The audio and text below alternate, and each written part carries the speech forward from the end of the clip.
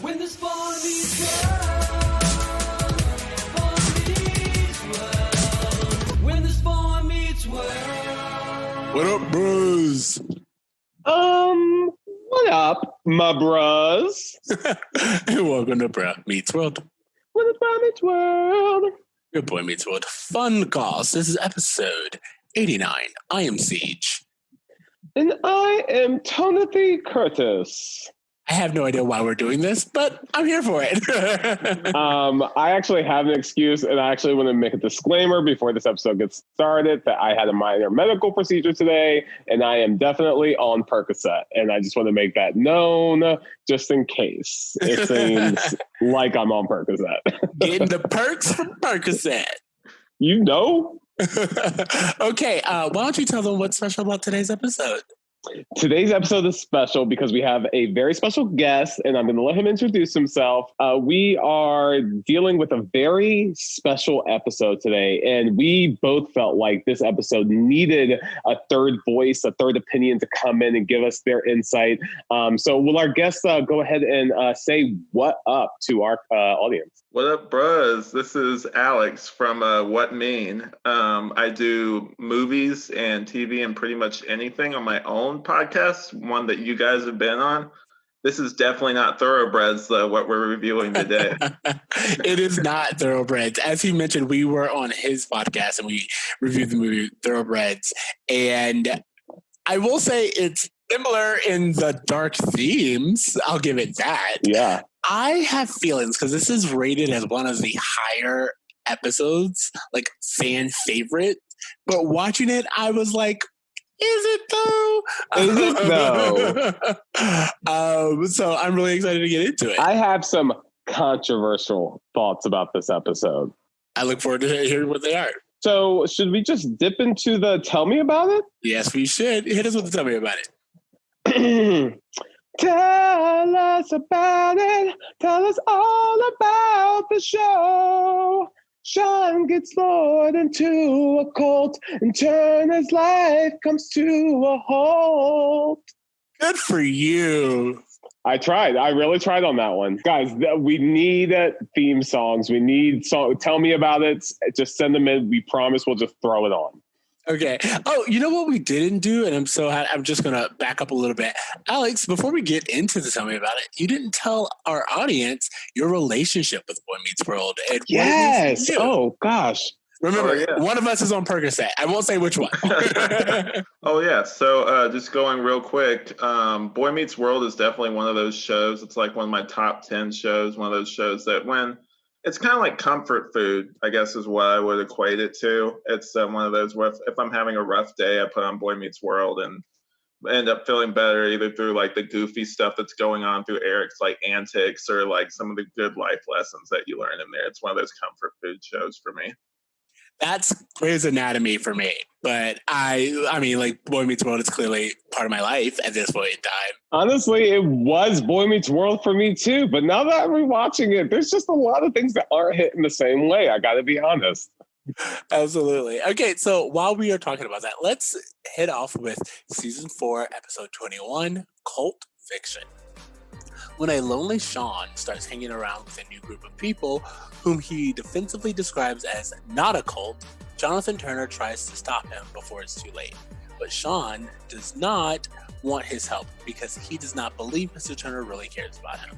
However, when Turner gets into a motorcycle accident, it forces Sean to reevaluate his choices. He leaves the cult with a new faith in God, himself, the future, and those who care for him. I am so glad they brought up the God part because I was like, so one cult for the next? I mean, like, for those who don't know, we're about to anger a lot of Christians who listen to this because I am not and I have thoughts. But keep going.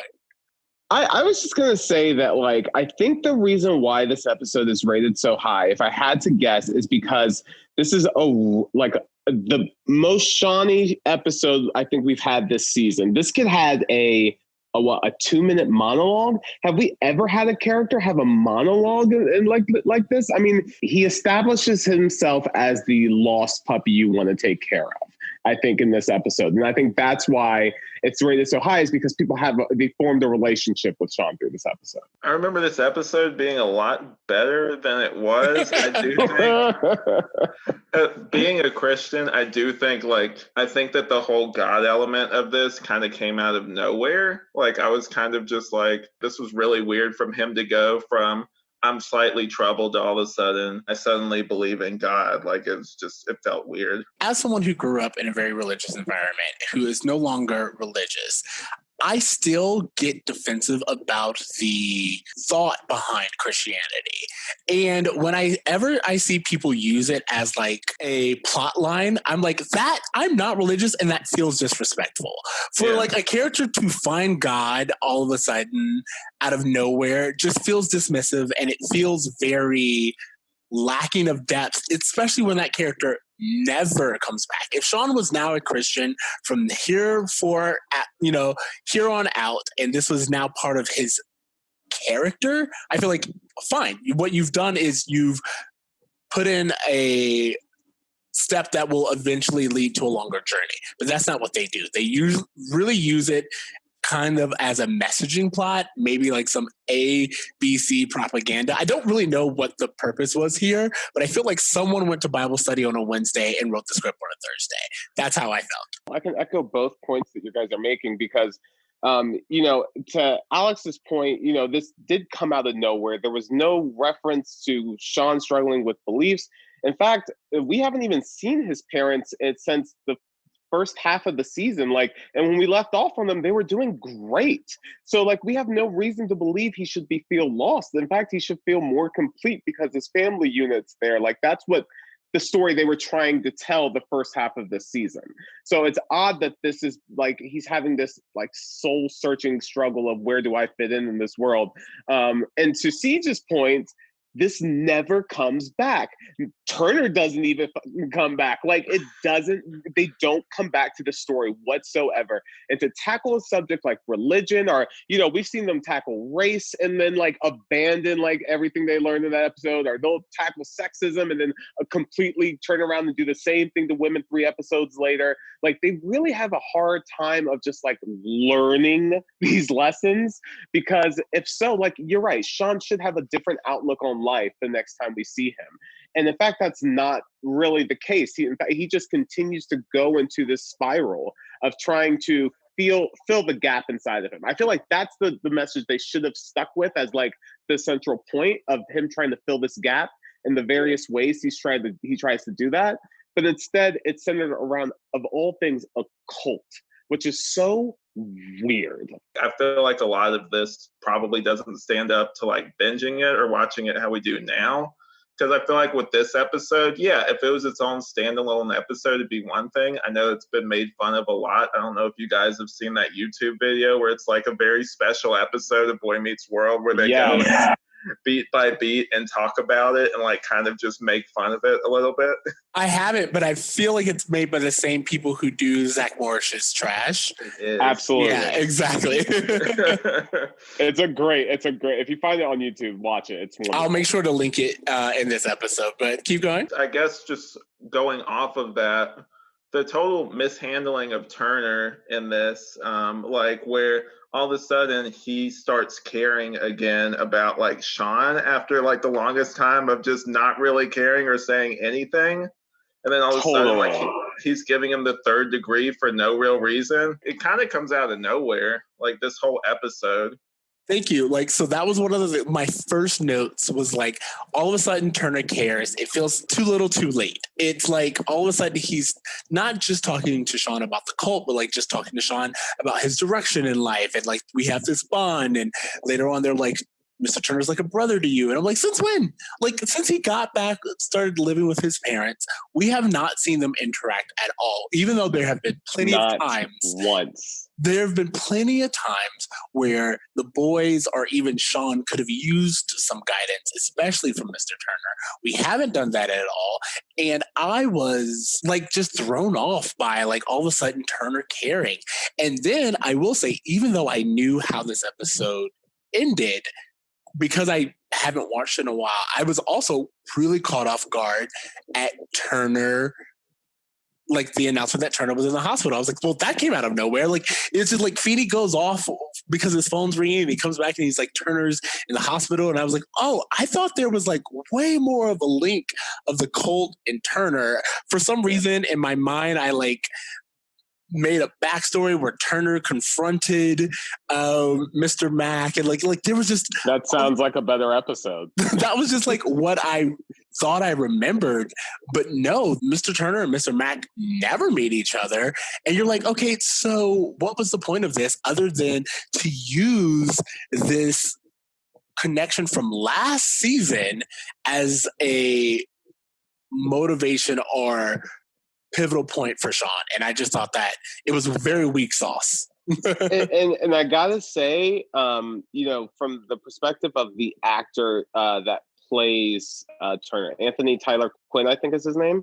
What a just kind of a disrespectful way to treat this character that you've invested so much in. Like, they literally had him become Sean's guardian for the whole second season, I think it was.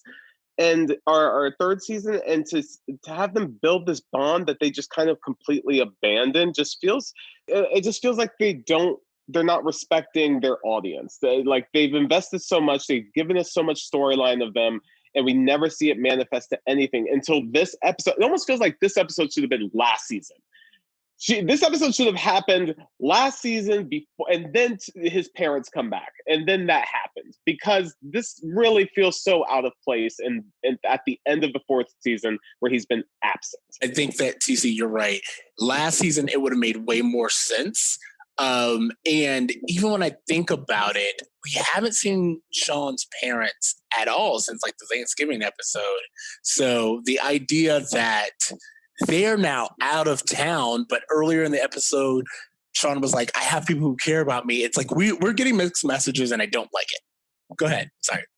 Would it have been more impactful if at the end of this, like, Turner died or something like that? It was just so weird, like, to have all of this, like, you know, this big pivotal moment, and then you never see him again. And then they have like this offhanded, like, kind of just like disrespectful, like, oh, he's at the other end of the school or whatever. That's why you guys never see him or whatever. I'm like, what are we doing? Like, this guy was like a big character, and they just either forgot how to write him or they just didn't care anymore and kind of just pushed him off to the side. At least with Minkus, they like gave an excuse for why Minkus is gone.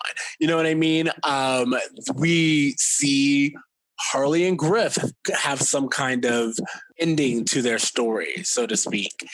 Joey the Rat, we get reasons for people to come and go, but for them to have someone like Turner, who used to be a starring role, and dismiss his character and use it like in such a frivolous way, felt very, very disrespectful. Like, honestly, if we're going to be honest, even having Verna would have made way more sense, because Verna, like, if it wasn't Mr. Turner and they just kind of did what they did with Eli, where he just goes away, having Verna be the one who gets into an accident and is in critical care would make way more sense, because you're actually getting not only someone that Sean cares about, but you're getting this person and this character that we don't really see. So it wouldn't be disrespectful to see them injured in any way. For our roll call, I actually wanted to highlight that this is, we've talked about it a little bit, the final appearance of Anthony Tyler Quinn, who plays Jonathan Turner, which means this is our last Turned On by Turner moment. This is basically, because this is his last episode, I will say that he's giving me Patrick Swayze ghost hotness, you know, like, okay. he has like the billowy shirt, he has the broad shoulders in the beginning of the episode. This is a you don't know what you've got till it's gone, Turned On by Turner. Nice. It's definitely not the tank top wearing scene in his apartment from earlier on, his golden years, basically. Yeah, exactly. Here's the thing. He cut the hair, and all of a sudden, they were like, what do we do with this guy? You're useless to us. Yeah. His mullet made him work. He's one of the only guys I'll admit that about. His mullet worked for him. One thing I wanted to say about Turner was that, did you guys notice that in the classroom scene where he's talking to Sean, at one point he kind of like apologizes to Sean because he's like, wow, I didn't realize that you felt so lost. Like he takes accountability for Sean feeling like he's so lost and like, oh wow, I really kind of messed up by not being there for you. And like maybe this whole like Turner being absent for the last few episodes and then him saying that was him kind of like acknowledging that he's been doing his own thing and he hasn't been the one who's been checking in with Sean. And that's why he feels the need to apologize. If I'm just, throwing spaghetti on the walls, because I just thought that was a really interesting moment where he felt the need to like take accountability for it. I could definitely see that because, like, from what we've seen, like they used to be pretty close, and then just gradually over time, either through the writing or through whatever, they've kind of drifted. So I could definitely see him being like, "Crap, I didn't know how deep like this was until he finally said something." Like you can definitely tell he is remorseful and kind of maybe thinking about that. I could definitely see that. For all of those who are listening who have seen Girl Meets World, Turner clearly comes back in the spinoff series. But I just want to talk about this season, this universe, this series as is, because to dismiss Turner the way that we did seems unfair, especially when we could have given like a line of dialogue or some kind of closure where it's like he's in therapy, he's in physical therapy, he's getting back on his feet. We could have said that, he went back to his parents and his family. Connecticut, right? Yeah, he deserved a proper exit. And the fact that they didn't give it to us is very dismissive, not only of the audience as we are like binge watching, but of the audience as kids. You wanted us to be invested in this character, and then you completely just wrote them off and with a tragedy. And you just kind of walked on by. And more than anything, you left us with this prayer to God. And that was how we know that he's going to be okay. It's because Sean, for the very first time in the entire series, prayed to God. And that faith, I guess you could say, is their way of saying he's going to be all right. We don't hear it from a doctor. We don't see Turner open his eyes. We don't get any hint from him other than the moving of the fingers and Sean's confidence in the situation. Again, I'm going to argue that Turner doesn't make it. And the fact, I feel like that would have been the stronger episode if Sean learns his faith through Turner's passing versus just an accident. Because again, if this was supposed to mean something, how come we never see this dude again? So it's all over the place. All right. So also in our roll call, we have Jerry Levine as Mr. Mack. Let's talk about Mr. Mack a little bit. Basically, he is one of the least threatening like cult leaders like ever, and how this is kind of one of the least threatening cults I think I've ever seen. Well, so it's funny. This isn't my homework, but we just started watching this new documentary on HBO that's about the celebrity cult of, God, I can't remember what it's called. It's like Nexium XV or something like that. And the thing about cults is they always have a non-threatening leader. They usually have someone who's very welcoming, very understanding of the situation that you're in, and they target individuals who they are just not what you expect. Like I remember when I was in college, I did this whole paper on cults, and the target of cults is actually not individuals who have the worst childhood or like a very terrible upbringing. It's of people of means and of privilege who lack direction. And that's one of the things that we kind of saw is that Sean kept being like, I don't really know who I am. I don't really know what I believe. And that was kind of how Mr. Mack found his way in. Maybe Mr. Mack wasn't the worst person either, because at one point, Alan threatens to murder him. And Mr. Mack rightfully says, hey, I think this is a toxic environment for Sean. And honestly, I agreed with Mr. Mack. And I was just like, maybe there's something to this center place that we should give another look to. The fact that Mr. Feeney at one point says, like, is very aware of Mr. Mack and the cult and, like, makes this big point of saying, oh, I've been trying to shut him down for, like, years or something like that. I'm just like, where is this coming from? Like, why haven't we heard about this before if this is such, like, a big problem kind of thing? it's really hard to watch this show and it's kind of like continuality errors or dropped storylines because they're like I'm watching Smallville right now, like, and really? Yeah, I'm watching this. How's that? It's actually not bad, and the reason why I say that is there are story threads. There may be something that happens in one episode that 2-3 episodes later comes up, and it was like, oh, that small thing that you noticed here is now relevant. And I feel like, very much like Alex was saying, if we had seen the Sherry character earlier in class and then all of a sudden she disappeared, or like Feeney had like another student that he had brought up concern about in an earlier episode at some point in time, that's what would be done in modern times. There would be breadcrumbs to lead us here. But I guess with like 90s television and 23 episodes, like they were like, we could just, all of a sudden we're going to Hawaii and all of a sudden the kids are game show contestant celebrities, and now there's a cult, and it's just like plot of the week. It is what it is, and you're here for the ride. I will say, and again, maybe I'm looking into something that I shouldn't, but there was a line that Sean said when he first walked into the center, and he was like, wow, these are all your friends. And it just made me realize that Sean's only friends are fucking Corey and Topanga. He has no one else.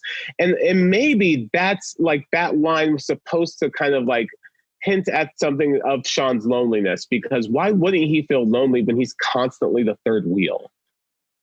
Ooh, I like that. Alex, what do you have? Right. I was thinking about that too. Have we gotten to the point, because at the beginning of the episode, there's a point where, like, I know it comes off as a joke, but Turner's talking about like how Sean's parents are trying to like fix their marriage, and then Corey and Topanga are like planning theirs or whatever, and we cut to them and kind of in their own little world, and then Sean's just kind of off to himself, like kind of left just to deal with his problems and kind of just stuff them down, I guess, because he knows that Corey's going to be too busy, just with stuff with Topanga, and so like maybe he feels like he has nowhere to turn to, kind of thing. The show does this sometimes. Sometimes Corey and Topanga's relationship is a problem for Sean, and sometimes it isn't. And there's not really a lot of consistency there either. Well, I would say that with any friendship, sometimes it is, like if you have a friend couple and you're the third wheel, sometimes it doesn't bother you. And then sometimes you're like, oh, yo, this is what I'm talking about. This is uncomfortable. But even on that whole thread, when I saw that scene, I thought the difference between quality over quantity. And for her to be like, all of these people are my friends, and Sean to be like, oh, wow, everyone here is your friend. It's like, yeah, but how many of those are like a true connection? How many people here is she actually friends with, as opposed to Corey and Sean and Turner, and then later on the Matthews and Feeney? All of these people truly care about Sean, and there may not be as many, but they are willing to go to bat for Sean in a way that no one else in that room was. We don't even see the Sherry character outside of the center, which brings up the third person in our roll call, Tamara Mello, who plays Sherry. I met her as Lily Esposito on the show Popular. So every time I see her, I just think of the show Popular. Oh my God, what a throwback. Yeah, that's what I remembered her from, and that's who she was to me.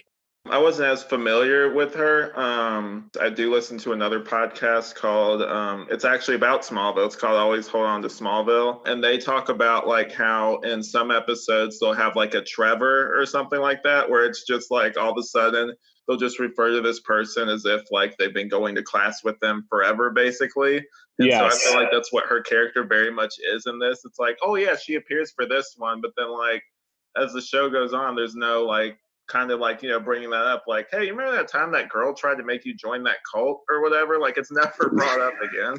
I was gonna say, as much as I'm watching it, my real concern was like with Feeney, there would have been breadcrumbs with Feeney, but you're right. In like Smallville, I was like, at some point in time, people have to notice that the assholes in school are just disappearing. It's like there have been like 9 guys this year. They won't notice because everyone gets amnesia in Smallville all the time. As I said, I'm still on season 1, but just wait.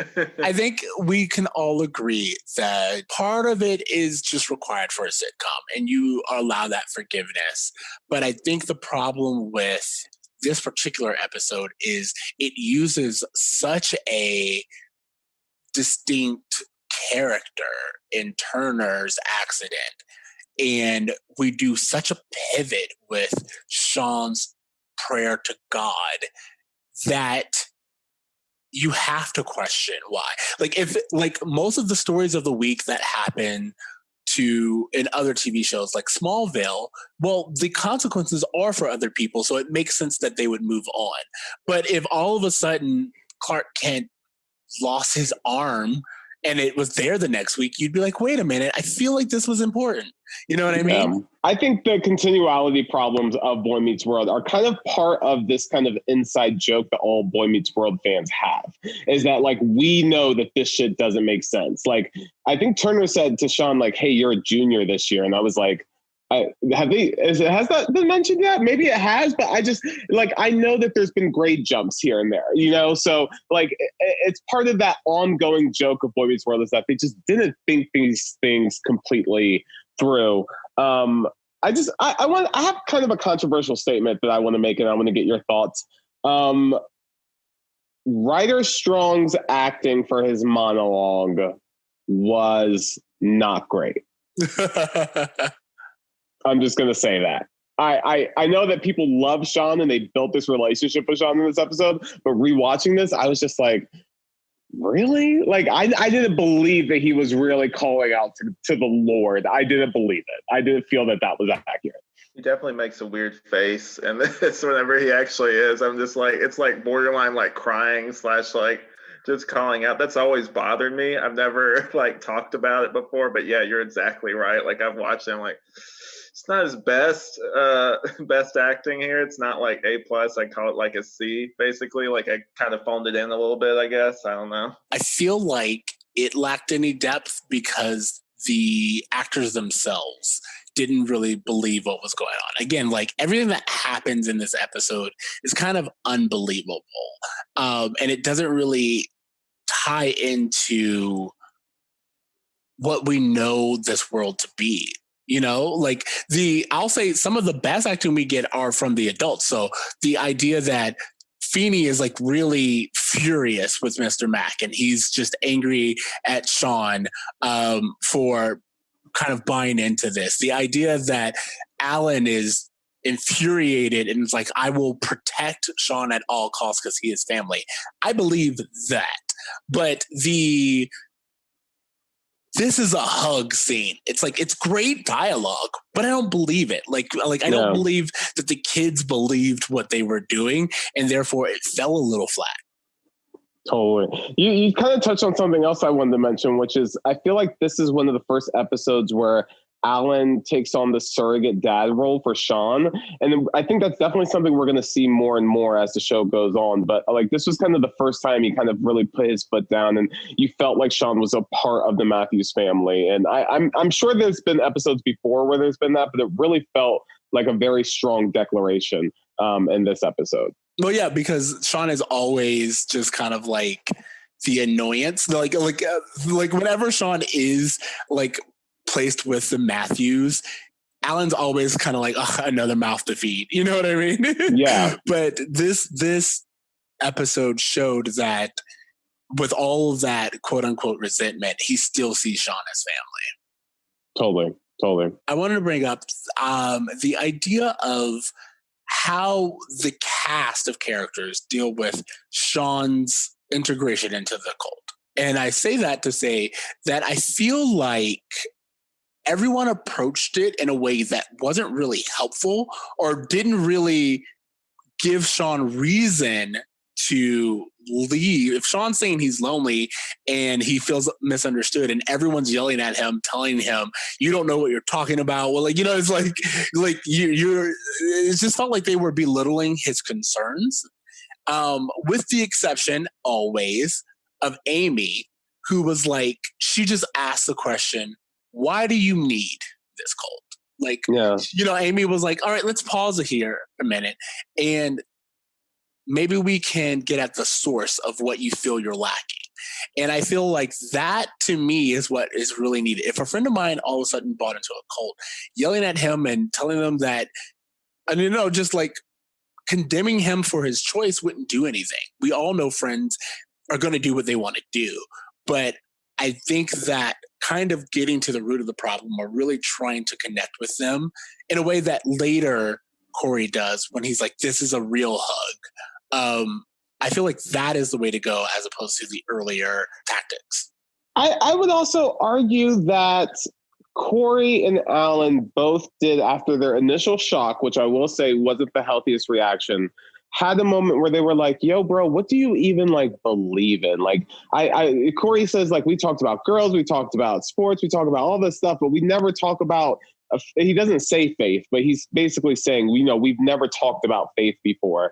And like, just where do you stand? Like, I'm not even trying to judge you. I'm just trying to hear you out. And Sean's just like, dude, I don't know. Like, I haven't even put thought into this. And I just feel like I'm lost in this. And it's interesting, to the point Siege was making earlier of like, they replaced one God with another. It does feel like I wish Sean would have kind of was able to fill the hole inside of him through his own grit. And because it does feel as though he's still leaning on things to fill that hole, versus him being able to just come to that strength on his own, which I feel like would have been a more powerful story arc that would have made sense in this world, since faith has never presented itself as a key factor before in this world. Right. I definitely hear that. And like, even like you kind of said, like after this episode, he's still not really okay. Like at the end, he's like, he kind of pushes Mr. Mac away and it's like, I hear what you're saying, but like blah, blah, blah. And then like Mr. Mac leaves. And but he's still like, after this, he pursues, like if it hasn't happened already, still kind of fuzzy, he pursues a relationship with Angela to just kind of mimic Corey and Topanga, because he thinks that's going to give his life more meaning. And he's kind of totally, yes. Woof, coming in with the hot takes. And then he ends up doing the same thing with alcohol next season as well. Yeah. That episode did not come on Disney Channel. I never remember seeing that. No, it didn't. I actually don't remember that episode, so I look forward to it because it's talked about a lot. But I guess for me, honestly, most of the points that I had were brought up about this episode. I mean, again, I know that it is a fan favorite, but when I watched this episode, I was like, there are just elements that don't add up. And I think that it's a notable episode. And I think that that's the difference. It presents us with, as TC said, Sean as puppy dog. It presents us as Sean as Lost Boy. It presents us with Turner sacrifice. Like all of these things are very memorable. But outside of that, I just don't feel like it actually had the passion, the intimacy, the weight that it was going for. It almost feels like they needed something from May Sweeps. One last take I had about this episode was that there was a lot of really shitty men moments in this episode that I wanted to point out. When Sean is initially asked to go to the center, he says something to the effect of, "Oh, I like girls with no judgment." When he gets to the center, he's like, it's either really cool or really creepy, but still kind of like in a way that he digs. Corey's reaction to Sean gives him a hug at one point, and Corey like pushes him away, like, dude, don't give me a hug. I don't want people to think I'm gay with you giving me a hug like this, bro. It felt weird. And there's also a moment where Eric goes to the center and he's like, no, fuck the center. I'm not doing this. And he gets one hug and he's like, here's the money. Where's the room? Like he's like paying for prostitution. And I mean, all of this in addition to Alan threatening to murder someone, there was just a lot of moments where the guys in this episode said things or did things that was like, wow, this may have been a bigger talking point in another episode that didn't have such a ridiculous premise. I definitely, the one comedic part I do like talking about the Eric thing was when he tries to join the cult again, and Mr. Mack's like, no, like we're all good, or like we have our memberships full or whatever. The idea that Eric got kicked out because he's just in it for the hugs was very much a comedic moment, but also one of those situations where I was like, I'm a little bit confused, but also you seem to be wanting to respect the women who are in it. So I don't know. I'm torn. It's like, would we call this a bad episode? That's a good question. I like that you asked it. I will say that I wouldn't call it a bad episode, but I don't think that it's a good episode. It's not as good as people remember it being. I'll say that. Yeah, exactly.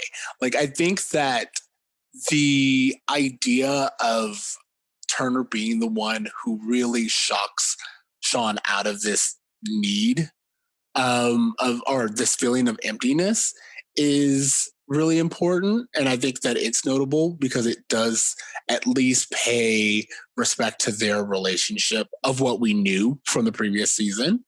And the idea, I do keep coming back to, as cheesy as it was, I do keep coming back to the whole idea of this is a hug. This is the difference. Like the fact that, you know, the cult opens up with a hug is itself empty, and Corey provides something that's the real thing. I really do respond to that moment, but I don't think that it's as fluid as people remember this episode to be. Sure. Do you guys have a Feeny taught me, like the main lesson or takeaway that we're supposed to have from this episode? I look forward to seeing what you guys say, because my takeaway from this episode was that they did turn it wrong. Like that's what I get from it. Yeah, I got nothing. Okay, so sometimes I pick up on things that I think they're trying to say, but they don't say it very articulately. And I think the main theme of this episode at least should have been to Sean, beware of your vices. Because, you know, Mr. Mack says this thing at the end of the episode. He says, you know, we'll always be there for you. And Sean says, yeah, I know. And I thought like it was almost this moment of him acknowledging that he'll always have an internal battle to fill his holes, quote unquote, the easy way. And that's kind of a reoccurring theme that we do see with Sean beginning with this episode through, you know, various vices that he has going forward, you know, with all his tension with his parents and all these bad things that happen in his life. You know, he's constantly struggling with this kind of internal darkness. So I just thought that, you know, bewaring of your vices and understanding, you know, who to trust were kind of the big things to take away from this specific episode. Alex, I have a question. You chose this episode. When we invited you on, you could do anyone. You chose this episode. And I know that you said that it didn't live up to what you remembered.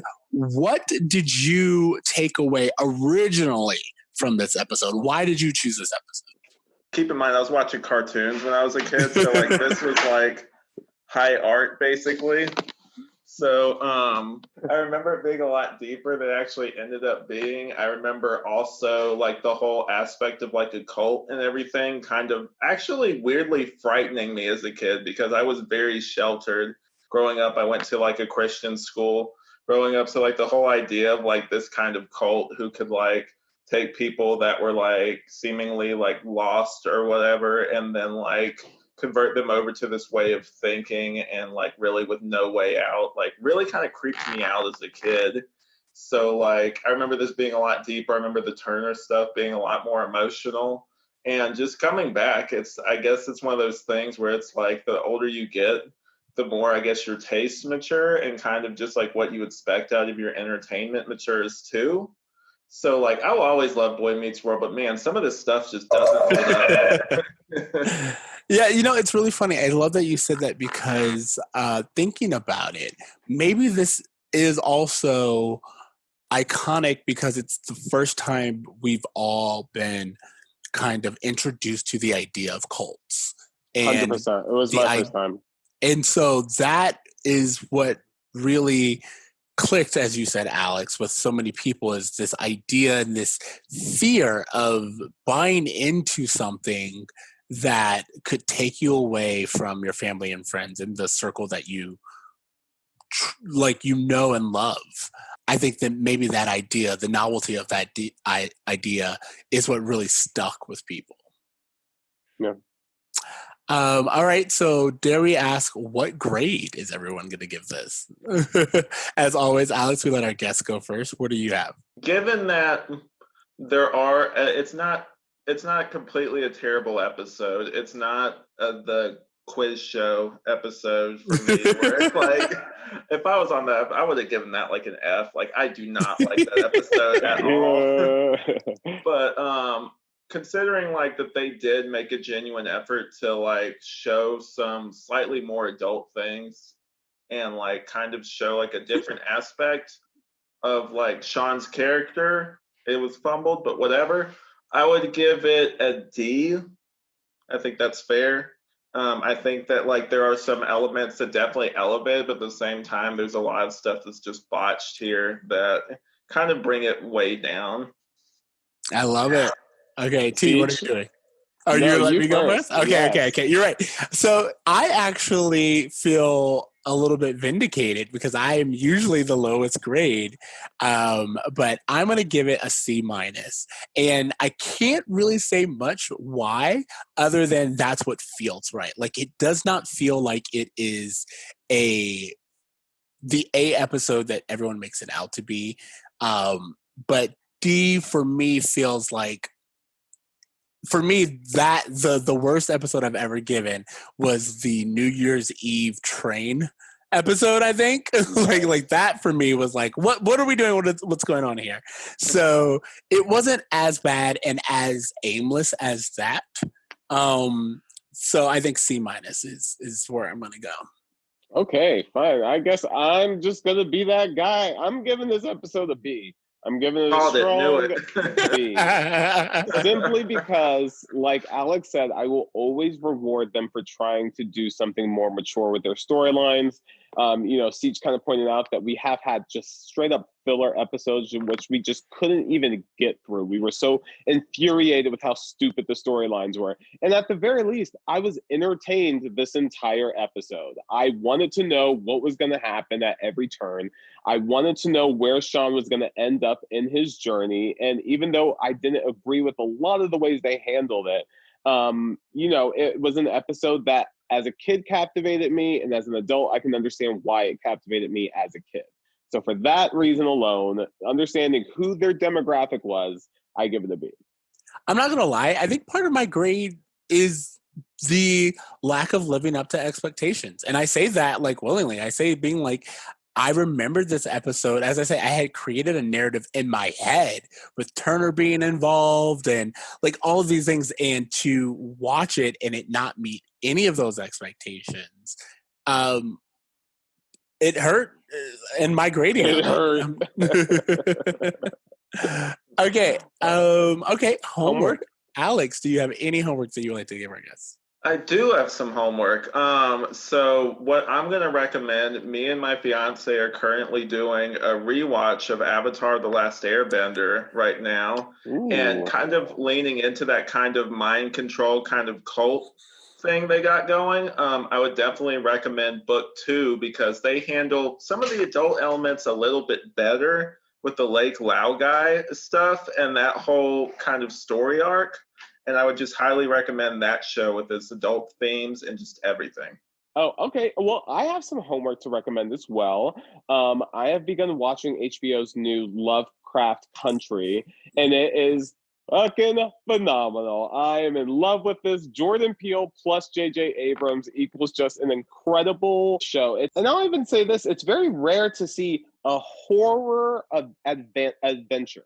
story. I can't think of many adventure stories that are horror based, which I just think is a very interesting genre of storytelling in general. That was going to be my homework, but because you used it, I will also say that my homework will be the companion podcast, Lovecraft Country Radio, which is hosted by one of the writers of the show and another Black woman, and they go through the episode's themes and they talk about so many hidden details and hidden references that are crucial to understanding the real depth of what they were trying to get at in these episodes.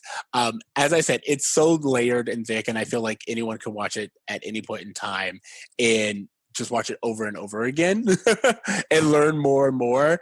But there are a lot of really cool references, and especially for those who listen to our podcast and are most likely into stories of people of color. The thing about this show is they are constantly bringing up the stories of Black Americans and the history of Black Americans and sharing things that so many people are unaware of. Like what is it called? The sundown towns. And the idea of, the good slave master, all of these things that are just crucial to American history, and especially when they made a horror connection between the KKK and wizards. Bro, amazing. It's just it's so well thought out. It's wonderful. Definitely check it out. HBO, 2 episodes, Jordan Peele, J.J. Abrams, highly recommend. Those are your homeworks. Again, so I just want to say real quick, thank you, Alex, so much for joining us. As I said, you picked this one early on. You were like, Colt episode, have me on. It's been great, guys. It's definitely been I know I listened to all y'all's podcasts, so it's been great just coming on. I can't wait till you get to the Vortex episode where it's that black and white weird world. I can't wait till you guys get I hate that episode. Maybe that'll be another good one to have you on and see if it holds up to everything that you exactly. It doesn't. I rewatched it. Well, I guess that's it for us today. Thank you guys for listening to Bro Meets World. Remember, you can find us on Spotify, iTunes, Google Play, all the places. Leave us a rating. Reach out to us at Bro Meets World or email us at bromeetsworld@gmail.com. You can find me on Twitter at I am not your Oreo. TC. You can find me on Instagram at @abraverme, at .braver.me. As always, if you guys have thoughts about this episode, if you guys do think my theory that Turner actually died and he's been a ghost for the rest of the series that we've seen him, please let us know. Your thoughts and your opinions are highly encouraged, and we want you to share them. Once again, I am on Percocet. We thank you guys for going through this episode with us. We look forward to hearing back from you. And remember to dream. Try. And do some good. Do some damn good, y'all. Later, bros. Later, bros.